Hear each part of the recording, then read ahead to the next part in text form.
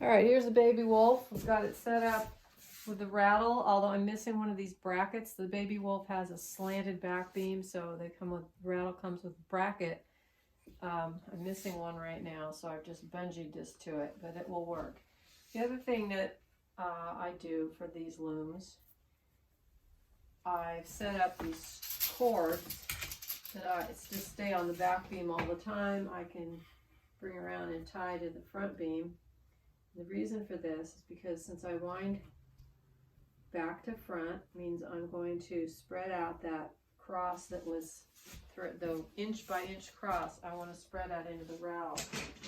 I could probably do it without even sticks for this, but the way it should be done, the way I should demonstrate, is to put sticks through the cross. So those were my tied that cross. There's that X. So I have the sticks through there. What these pink strings are doing for me is I have knots tied in them to accommodate these sticks, to make a space for the sticks to go, to slide in like that. And then this is going to hold the sticks up. On a loom that has a square type of frame with big flat boards here, you can just clamp sticks to them, but you can't really clamp them to anything here. So this takes the place of that. All right, so now I can look at my cross. It's right there. I'm going to pull these four, now that I know that the sticks are taking the place of the strings, I can pull these strings out that I tied in bows, so they should come out easily. There'll be 4 strings right here to take out.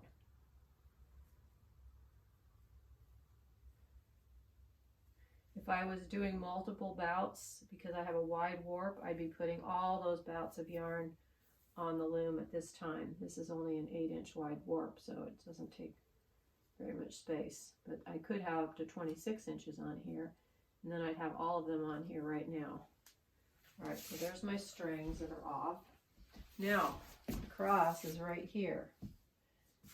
So this, where these groups separate, is where I'm going to spread them out. There's another, and there's those 4. If there's any confusion here, you look at what's happening in between the 2 sticks, and you spread out the warp based on what you see there. Okay, I'm going to secure this with a little bungee cord. Okay, I've got my cross secured, or the threads. I've got the yarns in their inch slots. I'm going to put this on the end stick. Okay, this is one of those shacked wolf looms. There's a friction brake here. I don't want to try to force this against the brake, but I can always release the brake release pedal. I can step on that. That releases that. I can pull this out just enough. I'm going to pull off, this has a center string, so I'm going to pull those cords off that way. Put this through the loop we made with the ties on our warp. And put some of these back on. Since this is such a narrow warp, I'm not even going to bother putting that center cord back on. I don't need it. Okay, that's on there securely now. And now I can remove these strings from the warp. And that looks nice and even now. Okay, so I'm going to step on the brake release so that I can wind this warp up to get the stick right up to the back beam. Now I'm going to pull this. Now that these are in their inch spacings, I don't need these sticks in here anymore. The more sticks or strings that the warp has to run through, the more apt it is to get tangled. Okay, we want this to wind on here nice and evenly, and we want some paper in there to wind in the layers. And paper can be paper bags, packing paper. I'm going to get it started by just stepping on the brake release so I can just wind a little bit like that. Okay, that paper is secure now. Now, what you don't want to do is comb through your warp. With this warp, it's a very easy warp. It really wouldn't be a problem. This is going to give me trouble. Really wouldn't be a problem. But with other warps, you can run a risk if you start combing through it. If you see tangles, you're better off giving it a nice hard yank and evening it out. See how even that gets? And take off that middle string now. So what I do is I like to grab it like that. I like to put my fingers in between different sections of it. Step on the brake release to release the back beam. and then I wind. And notice that my hand is following the warp. I'm not combing the warp with my fingers. My hand is following the warp, but it's keeping it pretty tense. Okay, then I can let go. If I need to, I come back up here, grab it up way up in the front. Don't undo your ties that are holding your cross.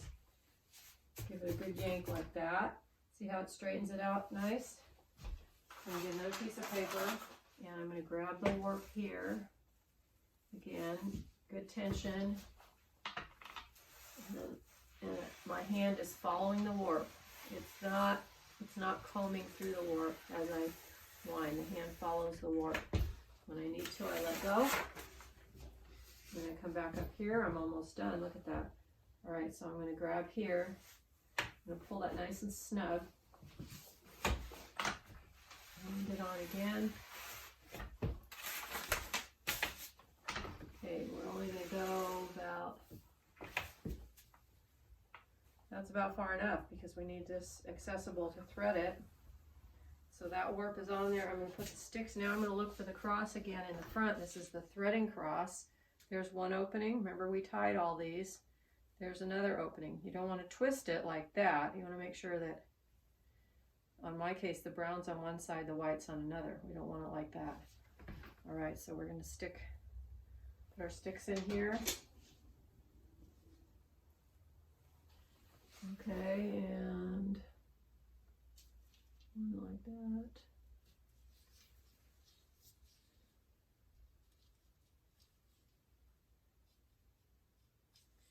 Okay, there we go. Those are in. Now I can remove the rattle, especially since it's not looking like it's supposed to.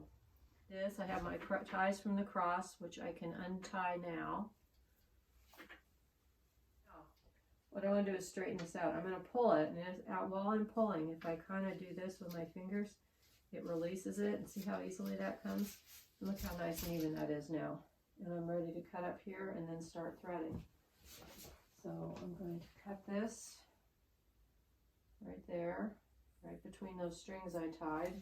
I can undo the last strings that were at the front. All right, so here's what it looks like at the back of the loom, at the cross. And here's the way I have set up my loom. I like having my heddles all marked in groups of 10. That's 10, that's 20.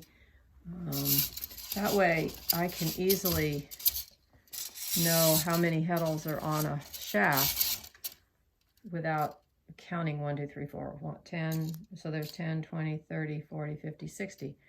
Okay, and I always move them in groups of 10 so that I know that.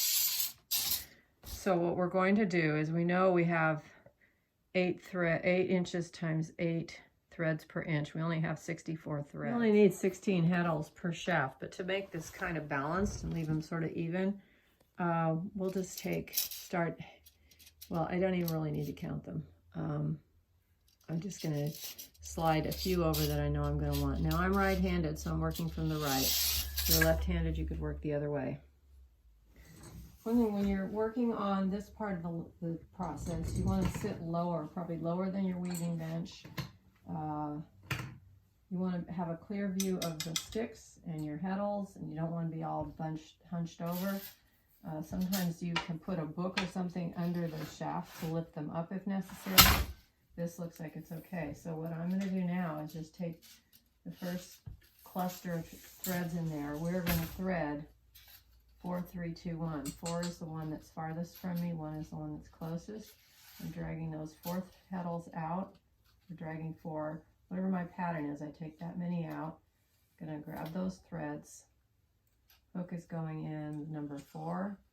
Pulls the thread through. Now, depending on your yarn and your hook, you don't want to shred the yarn. If the hook catches the yarn and starts to shred it, just use it to pull it through the heddle a little bit, and then catch it with your finger and pull it through. Okay, there's the first 4. Here's how this threading cross looks from the back. So there's the actual cross. Well, and here's what the threads that I have already threaded through those heddles. Because what I really want is just the threads that come in the order in that cross. That's how we're threading them. Okay, try this from another angle so you can hopefully see it better. All right, I've done 3 sets of 4, and I don't have too much more to go. So I'm going to spread out the 4 heddles, from 1 heddle from each shaft, like that. Okay, and then I take a bundle of those. Hook goes through the hole in the heddle. There's number 4. Here's number 3. Here's number 2.